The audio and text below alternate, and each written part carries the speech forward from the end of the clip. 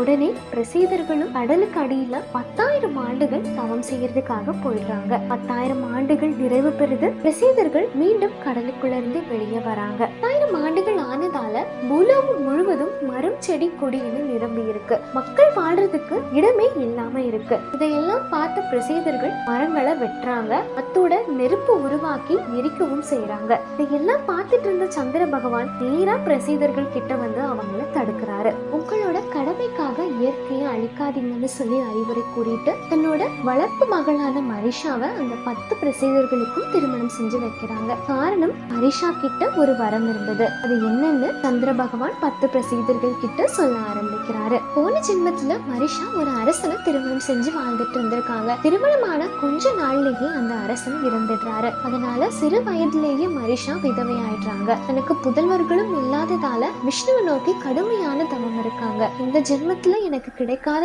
எல்லா சந்தோஷத்தையும் நான் அடுத்த ஜென்மத்துல அனுபவிக்கணும்னு, தனக்கு நிறைய புதல்வர்கள் பெற்றுக்கணும்னு சொல்லி விஷ்ணு கிட்ட வரம் வாங்குறாங்க. அந்த வரத்தின்படிதான் இப்போ 10 பிரசேதர்கள் கூட மரிஷாக்கு திருமணம் ஆகி இருக்கு. இதன்படி 10 பிரசேதர்களோட கடமையும் நிறைவேறிடுச்சு. அதோட மரிஷா வாங்கின வரமும் நிறைவேறிடுச்சு. மரிஷாவால இந்த பூலோகத்துல இருக்கிற இயற்கையும் அழியாமல் இருக்கு. அத்தோட தக்ஷனுக்கு 2வது பிறவி மரிஷா மூலமா கிடைச்சதுன்னு சொல்லப்படுது. அத அடுத்த பதிவுல பார்க்கலாம்.